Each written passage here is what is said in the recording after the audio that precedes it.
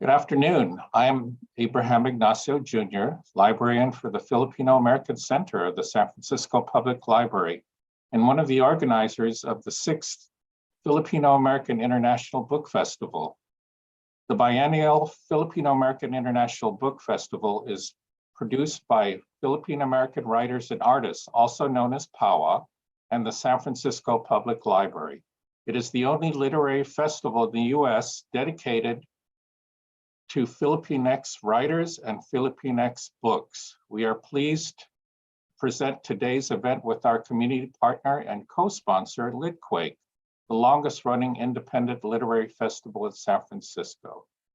On behalf of the Filipino American International Book Festival, welcome to our special conversation with Maria Ressa. Ms. Ressa is CEO, co-founder, and president of Rappler, the Philippines' top digital news site. She is the current Nobel laureate and winner of the Nobel Peace Prize for 2021, the first Filipino in history to do so. She was born in the Philippines, grew up in America, and studied at Princeton University before working as a journalist in Asia for over 35 years. Rappler is renowned for its fearless reporting and uncompromising journalism. This has earned Rappler, and specifically Ms. Ressa, the enmity of the powers that be, who are trying to shut it down through cyber libel, lawsuits, and other technicalities.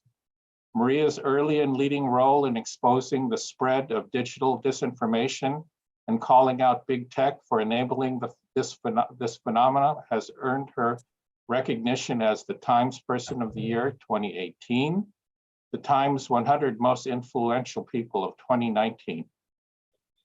Her forthcoming book, How to Stand Up to a Dictator, is the story of how democracy dies by 1,000 cuts and how an invisible atom bomb has exploded online that is killing our freedoms.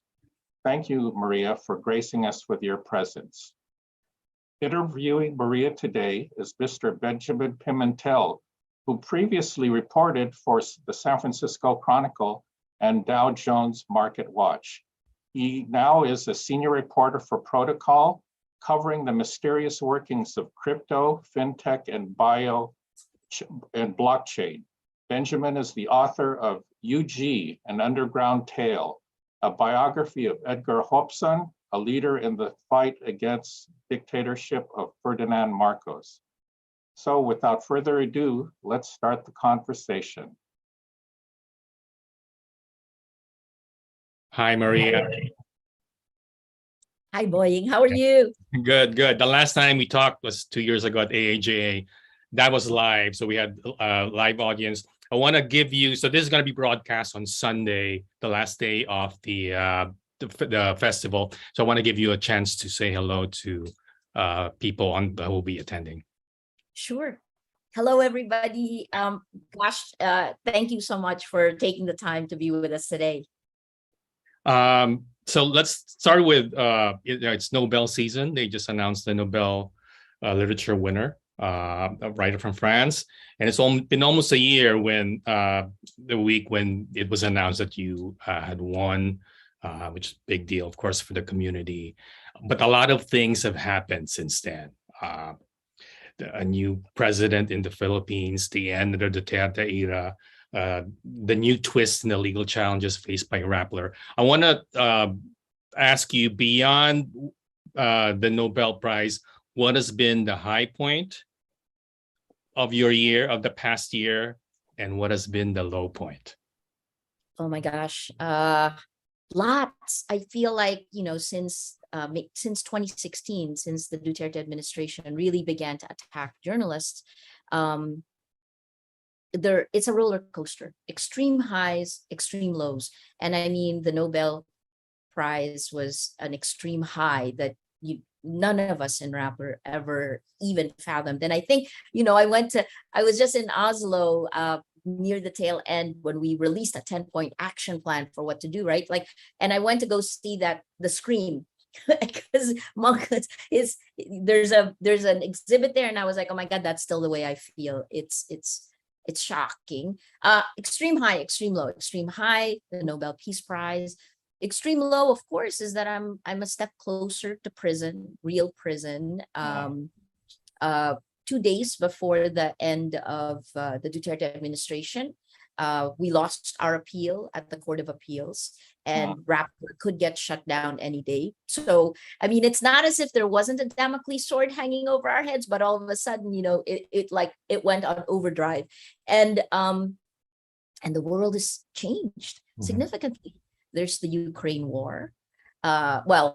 Russia doesn't want you to call it a war, so my co-recipient Dmitry Muratov, in that year, has had to shut down Novaya Gazeta. He was first forced, within 4 months of us getting the award, Russia invaded Ukraine. Same meta narratives that it used when it annexed Crimea in 2014. Those are the same. We've been talking about this for years now. Those are the same information warfare that was used to seed these meta narratives, that really it was Russia coming in to rescue Crimea, when that was the complete opposite. We're really living in the upside down. So since then, Novaya Gazeta has essentially been shut down. Russian journalists cannot use the word war to describe the war that is happening in Ukraine. And so it's funny, in April, was it April? No, September. In September, the beginning of September, Dmitry, just said, okay, I'm not going to call it war. I'm going to call it hell. So he calls it hell in that very Russian British accent, and Russian accented. So back to the low. We don't know what will happen. Yeah. So we keep going. It's gotten worse in that sense. It's far more uncertain. You're on quicksand, but you also know that this is the right time and Rappler has formed around the mission of journalism. And then I guess the last thing I'll say is that our presidential elections in the Philippines is the perfect example of the success of information operations. What we call death by 1,000 cuts of democracy. There's a great Milan Kundera quote that just kept reverberating in my head on election night.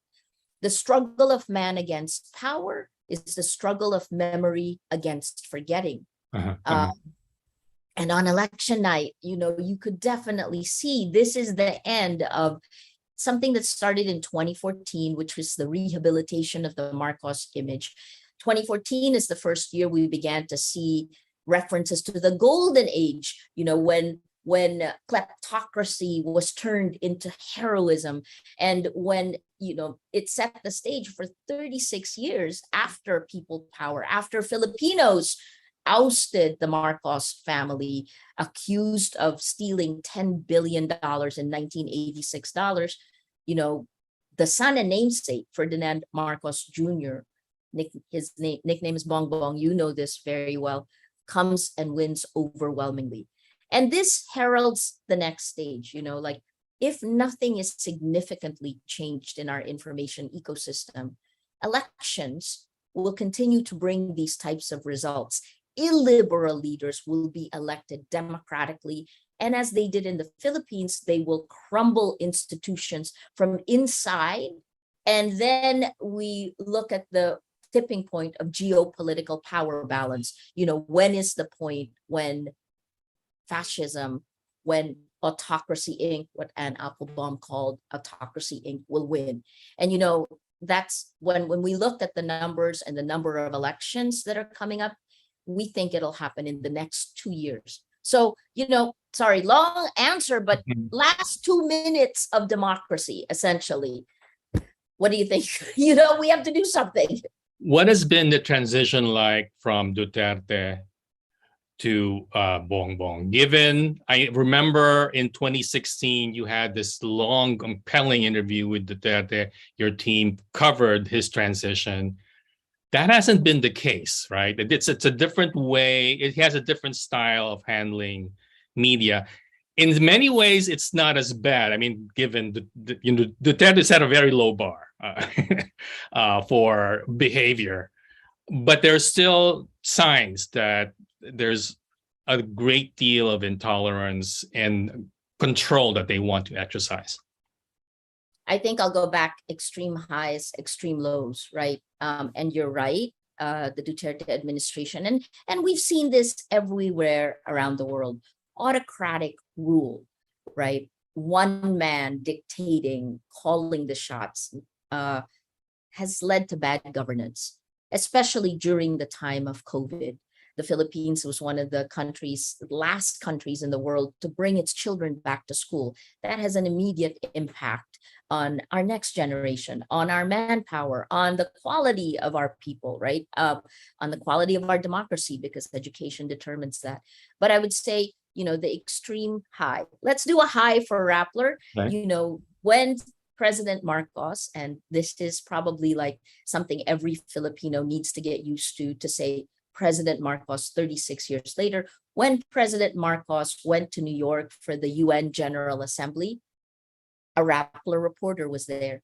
Bea Cupin was part of the press corps that was covering the president. So the de facto palace ban that was put in place by the Duterte administration, and that began around 2018. That began in 2018. So we had brought a case to the Supreme Court demanding this be declared unconstitutional. It was not taken up, but under the Marcos administration, we've been able to, in 2018, Pia Renada, who was our reporter, as well as me, because I'm not even a reporter, we were banned from the palace. And then succeedingly, over time, we were banned from anywhere the President Duterte attended. So we had to we had to cover. We continued covering. In some ways, it gave us more latitude because we didn't have to physically be there, but we continued doing our jobs. Under President Marcos, what we saw during the campaign was a very similar style to Bolsonaro. And this is an ongoing election in Brazil right now, right? So October 2 was the runoff. Bolsonaro did much better. There's another elections at the end of October. And what they've done, both Bolsonaro and Marcos, in the campaigns was to push aside traditional media, i.e. accountability media, journalists who will ask questions that are tough, right? That you need to answer if you're going to run for the highest office in the land. They push them away. And then what they do is they travel with their own cadre. The bloggers. Propagandists is what I would say. Okay. I think social media has given this is another way that social media has torn accountability down. So having said that, that's a high, so we're back. Actually, we were talking about this. So it was good to have a reporter with President Marcos, but at the same time, just the beginning of October, you had another journalist killed. Lapid. In Manila. This isn't in the provinces, not that that is any worse, but this is the second killing of a journalist exactly at a time when there were significant questions to the Marcos administration for the spending of money, like going to the F1 in Singapore, right? It's I think in the end, I hope that the Marcos administration realizes that it is now their track record, that governance is difficult and requires 24 hours in a day, and that in the end, it will be their performance that will be assessed. But here's the thing, boy, and you know this, we want him to do well because this is a very tough time globally. So yes, highs and lows. Yeah, and he has some people who are respected in some ways, in like some aspects, but it's also been argued that the Marcoses were successful, as you mentioned, in changing the story and using social media. YouTube, I hear, is the one that's really been most effective. Facebook, of course, was also very effective. What was your take on the view that, on the analysis that it was a very well-financed social media campaign that changed the story? It's not just social media. It was a whole combination. But as you know, this is our focus in Rappler. It has been the impact of social media, how social media has become a behavior modification system, how information operations or information warfare. And I really nudge Western journalists to stop using the word misinformation. It is disinformation. It is at scale. It is insidious manipulation. So yes, that well-financed information operations that began in 2014. It's death by 1,000 cuts of our history. But then you combine that, right? Like if you're a journalist who was in the Philippines during elections, many of the foreign journalists would go into these neighborhoods, the same neighborhoods where the drug war killed neighbors, right? Killed people. There was one mother of somebody who was killed who said she believed that if she voted for Marcos, she would get gold, right? I mean, these are lies that make people not just vote, but behave differently in the real world, like January 6th in the United States. Yeah. So that's the first step, was changing history. The second step was reinvigorating political dynasties that were long the support base of the Marcoses. In many ways, you can say that the win of Marcos Jr. really was, I mean, if you look at his appointments, they harken back the way he acted, the way the campaign was crafted. The foundation is the father. The use of bagong lipunan to non-Filipinos, bagong lipunan, new nation. This was the rallying cry of Ferdinand Marcos when he declared martial law, right, in 1972. So, okay, so that's the first is social media. The second is the feudal political dynasties. I would say the third is the infighting inside the Duterte family itself. If Sara Duterte had chosen to run for president, I'm not so sure President Marcos would be. That's also what I've heard. This is sort of water under the bridge now. But what is your theory on why they gave up? Essentially, they gave up that power, that position. Sara Duterte has her own mind. She and her father have their own hurts and love, dare I call it, like they have their own family dynamics. And I think this may be one of President Duterte's regrets, right? I mean, he ran Bongo, his longtime aide, who became a senator largely because of President Duterte. And President Duterte chose Bongo at one point to run for president. Sara Duterte opted out. That set the stage for a Marcos rebirth, right? So all of these things, it's a perfect storm. I think the other thing that you need to include in that mix is millions, tens of millions unemployed.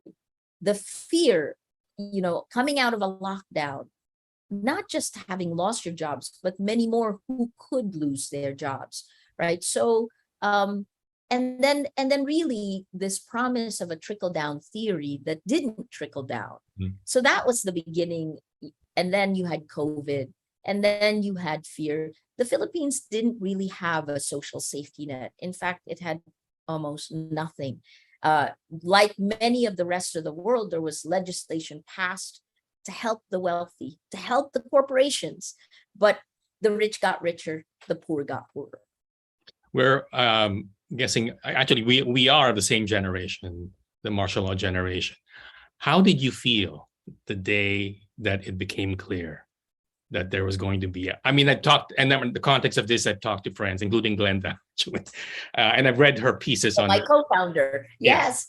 On just the agony of realizing that 36 years later, they're back. The first instinct is blame, right? But how do you blame this? I mean, in many instances, I suppose if I needed to, I didn't really look at the people or even the Marcoses. I looked at the social media platforms that enabled the manipulation of our minds. That to me is pushing the rise of fascism globally, right? And to the point that we may lose democracy, not in 10 years, but in 2. So for me, truly the biggest change, and this is what I said in the Nobel lecture in December last year, is how social media has become. Social media is how most people around the world now get their news. Social media promises to connect us, but it didn't tell you that it was literally creating a clone of you, taking your personal data, your thoughts, your fears, and then allowing you to be targeted exactly at your most vulnerable points. I can talk a lot about that because this is part of the investigation that Rappler has done. This is the reason why it is easy to hold the line. We see the data. So the first is really, if I were to lay blame to the death of democracy, it would be Facebook first in the Philippines. And Rappler is a partner of Facebook. Rappler is one of 2 Filipino fact-checking partners. AFP, Agence France Presse, is the 3rd that's operating in the Philippines. Fact-checking is a whack-a-mole game. Fact checks don't spread. So really what Facebook did, and I would say around 2014, Facebook was, I think since 2021, the Philippines, for 6 years in a row, Filipinos spent the most time online and on social media globally. So we were literally a petri dish, and we had no protection. Our minds had no protection. Our fears were weaponized against us, and that is to make more money for Facebook. Having said that, just this year, YouTube is now #1, right? And YouTube has largely escaped unscathed because our focus has been on Facebook since it was the largest. It's the largest impact on our information ecosystem. Even if a video is seeded on YouTube or TikTok, the distribution still remains Facebook. So, that's the first accountability, because that pattern, that trend is not just in the Philippines, it is global. You played an important role. A few years ago, you actually even met with Mark Zuckerberg and the Facebook team. What has changed? I mean, back then, I remember you weren't that optimistic. Has anything changed in terms of the kind of signals that you're getting from the social media giants and how they would change the way they operate? We rang the alarm in 2016. In 2017, I met with Mark Zuckerberg. 2018, the Cambridge Analytica scandal blew everything. We became fact-checking partners with Facebook shortly after that. And then there was a slight moment in 2018 where I was hopeful that Facebook would do the right thing. But today, what's become clear is it's kind of a hunker down policy. They do the barest minimum. Although the PR is very good, they continue to say, I think there was an instance where Facebook claims it was actually helping human rights in the Philippines, which is literally not true.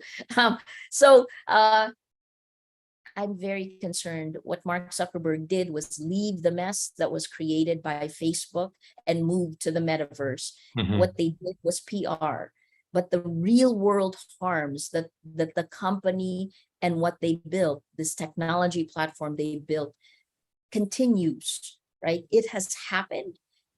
Move fast, break things is the Facebook motto. In my book, I actually say, well, yes, it broke democracy, so now what? Fix it.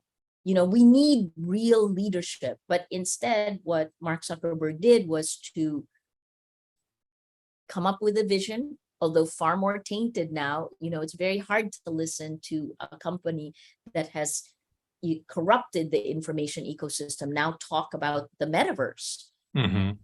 Gives them the idea that trust is there. Obviously Libra did not work. That's already an indication of the lack of trust. I think that if Mark Zuckerberg was truly a leader, he would take what was in his hands, which is the capacity to fix this. He is the only one right now that could take action. And yes, that would probably mean Facebook would lose a little bit of money. But in the end, if that means saving facts, saving the integrity of elections, saving democracy, that's not a bad thing to tell your shareholders. But in that context, what can countries like the Philippines and media organizations in countries where this is a problem do? Yeah, no, that's a great question. We've largely been the punching bag, right? And I said this at the Clooney Foundation for Justice Awards, the Albie Awards, where, you know, the only defense journalists have is to really to shine the light, and that's what we've done. We continue to do this on extrajudicial killings. We continue to do this on corruption. We continue to do this on information operations in the Philippines. But we have a little flashlight. So what's happened at the Clooney Foundation when, my gosh, like George and Amal Clooney took what they had and turned Hollywood Klieg lights on the fight of human rights activists. There were 5 of us. The award itself is named after Justice Albie Sachs, who was core to defeating apartheid in South Africa and gave up, you know, essentially literally lost his arm for doing that work. I think for us, it was, if we can mobilize people all around the world, the users of these social media platforms, to understand that they are being manipulated, that their private lives are being cloned and sold. If we can do that, we can begin. But it's an uphill battle. It truly is, unless there is leadership. I call this, you know, enlightened self-interest from these huge American companies. And it's not just now you have to add TikTok into the mix. Right. You know, and one of the court disclosures that came out recently actually showed that ByteDance, which is the American company of TikTok, was one of Facebook's top advertisers from 2014 to 2018. What was happening during that time? The data leaks. So TikTok has your data, right? TikTok, if Facebook is a blunt mallet, it's a blunt instrument for information operations, TikTok is a surgical probe. It is far more addictive. And to China, it's a Chinese company. There is a phrase that's being used out of TikTokization of Facebook, right? Or even YouTube, using very short videos. And some people are now, young people I hear, are actually using it for news, which is scary. Yeah. Well, so more than that, right? After, particularly here in the Philippines, but you can see this after the lockdown globally, people don't want bad news. They don't want news, right? At a time when we need news, there is avoidance of news. And this came out in several surveys. So the difficulty also is that the technology companies themselves are now fighting amongst themselves. So you're right, TikTok's addictive short video is now being replicated on Facebook, on YouTube. And that has created this harmful, far more harmful feedback loop where news organizations, the demand has gone down, but at the same time, the platforms themselves have depreciated the reach. Some of it under policies like, you know, child-friendly policies. In the Philippines here, we were actually flagged. The report that we did on the killing of Percy Lapid was flagged because we used the word killing. How do you describe a killing except to say killing? So what I think we're afraid of is that the supply of disinformation continues and grows while the supply of facts and news decreases in distribution. This is a formula for disaster. Let's talk about your book, How to Stand Up to a Dictator, which is coming out next month, right? I just saw the galleys, the fifth version. So right before this, I'm really happy finally to see it. Yes, it's coming out in November. Yeah, you discussed these issues in your book, and it's coming out. Can you talk about the process of writing it? I mean, you know, in terms of how the idea came up and what you decided was going to be your approach, given that I'm assuming you were writing it at a time when a lot of things were happening, and you and Rappler were under pressure and just dealing with a lot of stuff. Yeah, I mean, so just first, I just decided I was going to get up and start writing at 5 a.m. every day. And before my real work with Rappler began, I would write from 5 a.m. to 11 a.m. every day. I wrote 400 pages. That was cut down. Thank God I had a masterful editor. Jonathan cut it down to 200 pages roughly, right? So the idea for this, there are two publishers, Penguin Random House in the UK and the Commonwealth, and then you had HarperCollins in the US. So imagine I had three editors, right? So it was actually the process itself was painful. The writing was cathartic, partly because the question everyone asked me, and you asked this also at some point, where do you get courage? I mean, for me, that started me thinking, what is it? Because I can't imagine reacting in any other way but the way I've reacted, the way Rappler has reacted, because we know what our rights are under the Constitution. We know when we are being pummeled, when we are being harassed and intimidated, right? I was in shock when it happened, and there were several things that, I just didn't expect would ever happen in my lifetime, including getting arrested, including getting 10 arrest warrants in less than 2 years, right? I have done nothing wrong but be a journalist. So this is 36 years that I've been a journalist. I started in 1986, and it was incredible. So I went back. How do you find that? Like you, it's truly in your values. What has been atomized? Meaning, values. This is what social media has done. This is what the attention economy has deprived the next generation, this generation of. Because in the end, we live our lives based on these values in a search for meaning. But when meaning is atomized to meaninglessness, then you begin to worry, right? I spoke at my old high school at the 40th anniversary, like 40 years after I graduated. I go back to Toms River North in Toms River, New Jersey, which is where I went. I went to a public high school, and I was speaking to hundreds of high school students. And when I was talking to them about social media, you could hear a pin drop. And this was right after the Buffalo shooter. And the day after I left was Uvalde. Right? So these kids who spend their lives performing, curating their lives for social media, for a group popularity, right? I was really glad to leave high school behind. Who wants to forever live with popularity, trying to be popular? But here's the other part. Our young kids today, our teenagers, are curating and living a performative life for a popularity that can easily, a crowd that could turn into a mob. So what do they believe? What are the foundational values? For all the many hours they spend on any of these social media platforms, do they learn? No, nothing that is really, some studies will say they read more. Okay, read what? What is real Short messages, right? So and also, frankly, ADHD, right? There are lots of things. So sorry, but back to what I tried to do in the book. Every chapter is a macro. So there's a title on Facebook.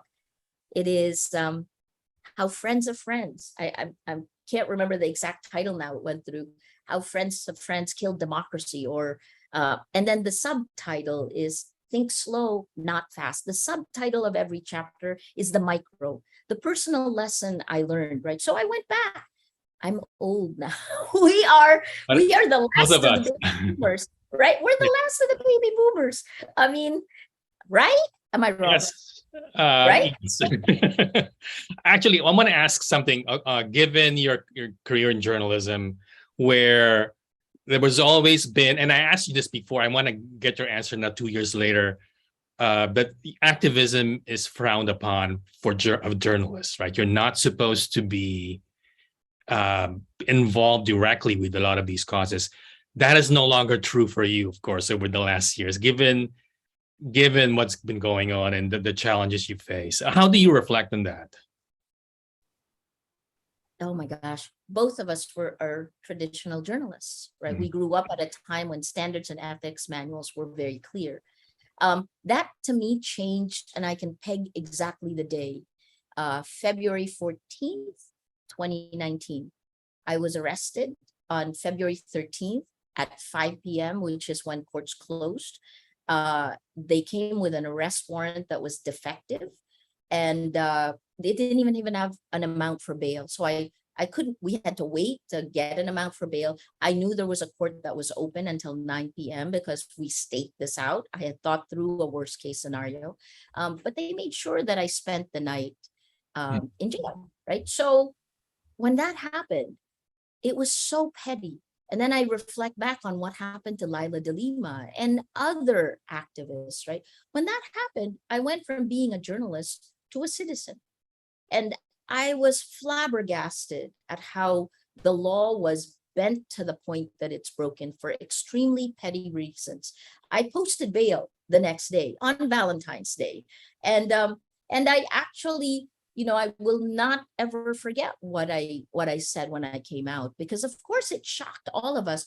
And what I said is, this is not about Rappler. It's not about me. It is about the rights you have as a Filipino citizen. Am I an activist? I still cringe when people say, you are a fierce Duterte critic. I don't think I was criticizing him. I think I was just laying out the facts. I think we were telling you there are information operations. Here are the facts. This is the data. There are this many people killed, until today. No one will actually give you a true number for the number of Filipinos killed in this drug war. If you go by December 2018, which was the last time the Commission on Human Rights actually came out with a number, it was at least 27,000, December 2018. And then you talk to any reporter today, Time has actually even rolled that back along with the Philippine police, which rolled it back in 2020 to like 5,500. By January 2017, Amnesty International, the police had already said that it was at least 7,000. So anyway, let me not dive into this. I'm just saying that I haven't done anything differently. I continue to be the journalist I was in 1986. I am following the standards and ethics manual. What happened was the world moved to the right, and even democracies began to attack. I would say it's not just me. Every journalist that tries to hold power to account, women journalists more than men, are attacked hideously on social media, because that is where the information operations happen. So is journalism activism? Absolutely, when it is a battle for the facts. This is an audience question and also related to your book. Who do you lean to who do you lean on rather as your writing community? People you trust and maybe rely on, bounce ideas off of in your writing. I mean, you've written, this is your third book, right?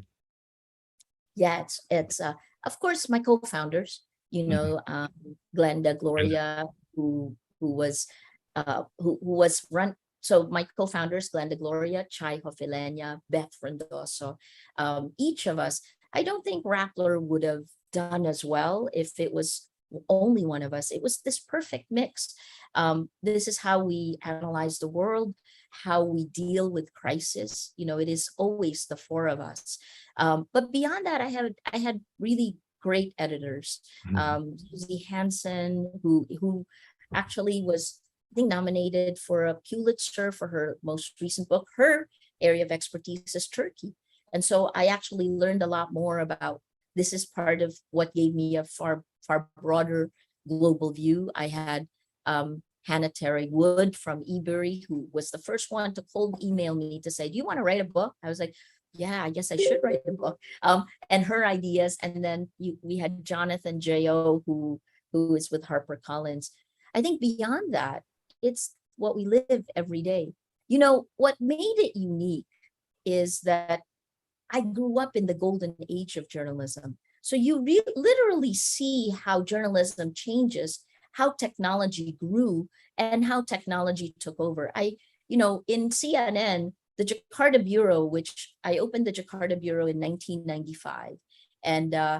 And we were one of 12 sites CNN had where we tested new technology. So we were, I had in Manila, I had one of those first suitcase cell phones, so heavy that it would drag on the ground as I was trying to run to coverage. But then when we got to Jakarta, and you had the end of 32 years of Suharto, where every week I would be in a different city where one group was trying to kill another, literally the violence.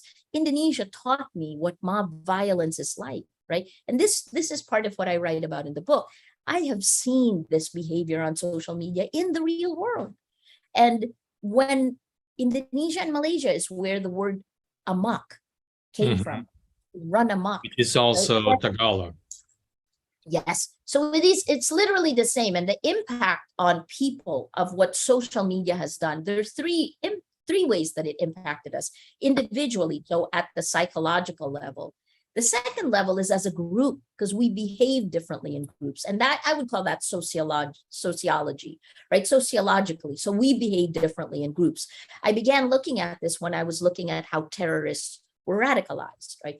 Groups behave differently. And then finally, at scale, globally, which is what, when you have more than 3 billion accounts, it's 3.2 billion right now, then it's called emergent human behavior. And this emergent human behavior is about fear, anger, hate. It amplifies the worst of what we are as human beings. This is what I sounded the alarm on at the Nobel lecture last year, because I feel like the very companies that claim to connect us for good are actually destroying our humanity. And we need to call this out. That emergent human behavior, the incentive structure of social media rewards the bad. This is the reason why we're literally in the upside down, Stranger Things. If you guys watch it, we're in the upside down. It's deceptively familiar, but it's corrupt, it's ugly, it's full of stuff growing on the walls, and we somehow are going to have to turn this right side up. What has been, it seems like a daunting problem. What are you zeroing in on? At this stage of your career, what will be the key focus for you? It's so big. No. It's a great question. The micro part is Rappler, which is literally where we test our ideas. And we have 3 pillars: technology, journalism, and community, right? When we test something here, I see if it works globally, because what's local is global and what's global is local. That is something we have learned. I think that's what the Nobel Prize also showed, right? So the first is on technology. Rappler is building its own tech. We've been building it for 2 years now. It's expensive. It's called Lighthouse. My elevator pitch in 2011, 2012 was, we build communities of action, and the food we feed our communities is journalism, right? So there's a platform called Lighthouse that will be done hopefully by the end of the year, but we started rolling it out for elections. And literally what you will see is our communities are here, right? Also on the tech part, I've spent most of the last 2 years focused on legislation, because the solution to this, because we have to work for solutions, long term is education, medium term is legislation, short term is civic engagement, right? So the second pillar the first pillar is technology. So legislation. This spring 2023 is when the Digital Services Act and the Digital Markets Act, the EU, is probably the most effective legislation that will try to protect our minds, that is focused on data, on technology, rather than on content. Because I think that's a great deflection of the technology companies. They deflect the content, but that's not the problem. It's distribution that's a problem. So that's tech. The second part of journalism. Journalists, we keep doing our jobs, and we're just the punching bags. We keep doing our jobs, right? So how do we do that? Especially in the global South. I'm the co-chair of the International Fund for Public Interest Media, which is trying to increase ODA, the Overseas Development Assistance Funds, from this is of democratic nations, from 0.3% to 1%. My co-chair is Mark Thompson, who is the former CEO of the New York Times. He's former Director General of BBC. So you can kind of see, what we're trying to do is to raise enough money to be able to give news organizations in the global south a lifeline to survival as legislation kicks in, right? And then the third part, which is, well, of course, in Rappler, we continue doing the journalism, even under these times. The third part is community, the most important part. And in this one, this is the challenge to the world, is a challenge to the United States. You have midterms in a month. Exactly. You have midterms in a month. And when we did a scan of the United States, a social scan, my gosh, it's worse than the Philippines, right? So what needs to happen? The challenge for each of us is we need to define and redefine what civic engagement looks like in the age of social media and exponential lives. Civil society groups, news organizations. We actually did a whole of society approach for our May presidential elections that worked. A 4-tiered pyramid. We called it the Facts First PH pyramid. We worked with Google News Initiative and Midan, which is San Francisco based. It became a data platform that connected the 4 layers. The 4 layers are 16 news groups in layer 1, fact checks. First time news organizations work together like this. But fact checks are boring and they don't spread. They don't get distributed. So the second layer we called the mesh. 116 groups, civil society, NGOs, human rights activists, environmentalists, business groups, the church. And their task was to share the fact checks, but add emotion. Because emotion is what— How do you do that? So for example, right, there's a fact check about the Taliano gold. Share it with your thoughts, your emotions, right? And we tried to steer away from anger because you don't want to become a monster to fight a monster. That's another chapter title in my book. Don't become a monster to fight a monster. How do you break through the silos? I mean, you said community, but the tendency now is happening in the US, right? There's groups like Trump's Truth Social is a perfect example of that. How do you break through those barriers that are set up by technology, by these platforms?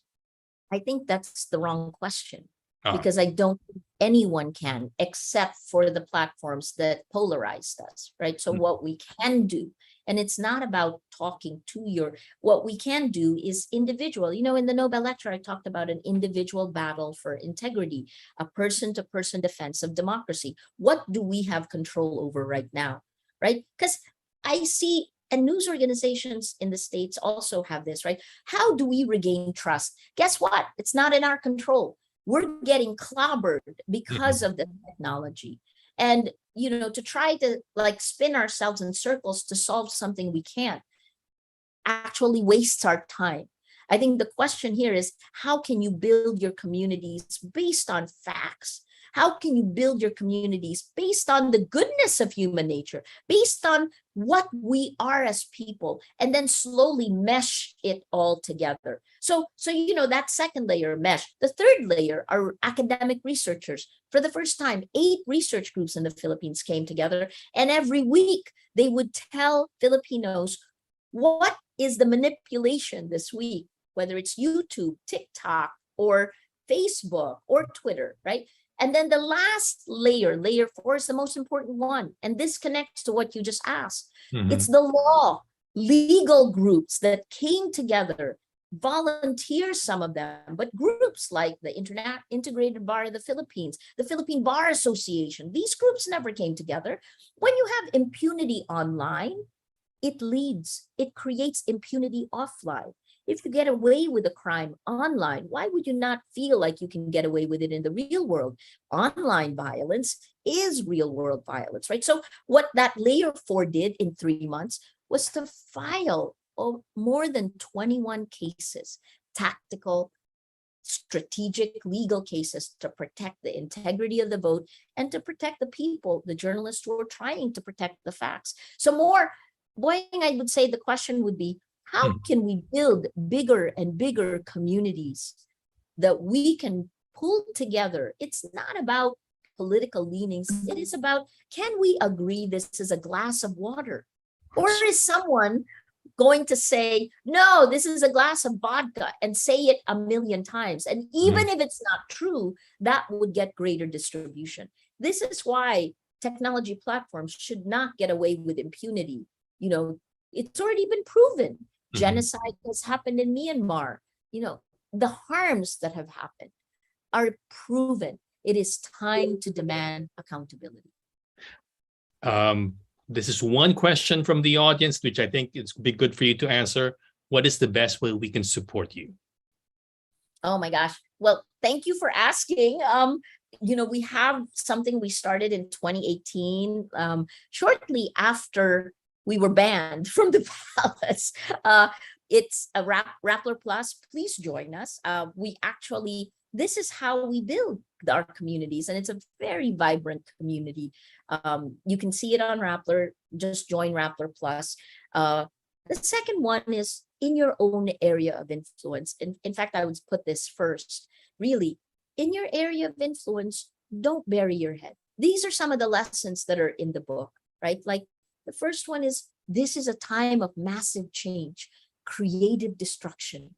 Our old world has been destroyed, and we need to create our new one. So learn, don't bury your head in the sand. You know, the second lesson in the book is how we can't be silent. That silence is consent, but not being silent doesn't mean screaming also, right? This is what I miss. There's a great book by Andrew Keen, also someone from your part of the world. You know, in 2007, he wrote a book called The Cult of the Amateur. And he, in 2007, predicted that the internet, the way it was being created, was going to create the cult of the amateur. We brought him to Manila in 2013 because I had such a glowing view of what technology could do. I was the truest of true believers in social media. And I am so disappointed is mild. I feel extremely betrayed that the money part was more important than the potential for good. See, I get emotional on this. They could have done so much good. So yeah, please, in your area of influence, you know, don't bury your head. This is it. We got 2 years. A specific question. Well, how do you share my personal experience with Facebook? I've been pulling back and creating just a small circle, just communicating with a small circle of friends in terms of sharing photos and all that. What would you advise to Filipinos, especially in the US? It's, you know, this is a US audience, in terms of how do you deal with Facebook? How do you use it? Close everything. You know, let me say, when you're on Facebook, Facebook sucks your data, right? And that means everything, your friends, your relationships, your thoughts. You know, the way it works, right? Like every atomized post that you have, machine learning comes in and builds a model of you. Over time, I started calling this model your clone. So then what happens is artificial intelligence comes in and takes that clone of you, because Facebook says it built it, that it now owns it. So it takes that, and that's the database that is used for micro-targeting, right? What is micro-targeting? Identifying your weakest moment to a message. And that is insidious manipulation. I believe, you know, we came out September with Dimitri and I at the Oslo Peace Center. We came out with a 10-point action plan, along with 10 other Nobel laureates and about 150 other groups around the world, calling for an end to surveillance for profit, 1. 2, demanding that technology companies treat everyone equally. You're in San Francisco, so I don't know if you saw the film Coded Bias, right? Because think of the programmer as an editor who codes their own personal biases into what they create. So, for example, the film Coded Bias, It was a former MIT student she's a Black female, and she couldn't do the AI exercise that was assigned to her because the AI didn't recognize her, right? You can see all of these. There's been a lot more talk about it. It's been exposed, coded bias. The third part is journalism as antidote to tyranny. So those are kind of the spirit of those 10-point action plan. It's kind of at a constitutional level. And what we're doing now is trying to find ways to operationalize this. So I guess, like, don't give up. Please don't give up. You know, you are extremely powerful there, especially since you have elections coming up, right? It's easy to say, I have no voice, but you actually do. And here's the part that keeps me energized still. We have to create, because it's all destroyed. We're in the upside down somehow. If you saw I did. we have to climb up into the real world. We need to bring it into the right side up. And that now is dependent on each of us, because the battle, frankly, is individual. It's an individual battle for integrity. It is an individual battle for facts. You have family and friends. I think, you know, in the States, it's very hard to talk to someone whose family hasn't been divided by politics. When I went back to Tom's River North, I was like, you know, there are all these games. We used to have this rivalry with Tom's River South, North versus South, and we would do athletics. And that's what we talked about. It's like, you'll play games, and then after that, you'll be friends. But when did politics become a gladiatorial battle to the death? It shouldn't be that way. That isn't what we signed up for, but that is what these tech platforms have perpetuated. All right, Maria, we will let you go on behalf of the Philippine. I'm going to pass it on to A, but wanted to mention on behalf of the Philippine American Book Festival and the San Francisco Library, thank you. Best of luck to you, and my best to the Rappler team, especially my friend Glinda Gloria and the other Manangs of Rappler. Thank you. No, boy, thank you so much for your work also. And thank you for having me, including the San Francisco Public Library. I wish I could be there in person. Thank you. Pass it on to Abe. Okay. Thank you, Ben and Maria, for a great 1 hour of intense discussion about where we are. And it's very appropriate that we take on the book. And Maria, thank you again for joining us, because it's so appropriate for the Filipino American International Book Festival to, we do these little things to a dictator, the fight for our future by you, and coming out next month. So definitely the library will be carrying your book, and we encourage all those to pre-order the book. And thank you again for joining us this afternoon. It was a great talk.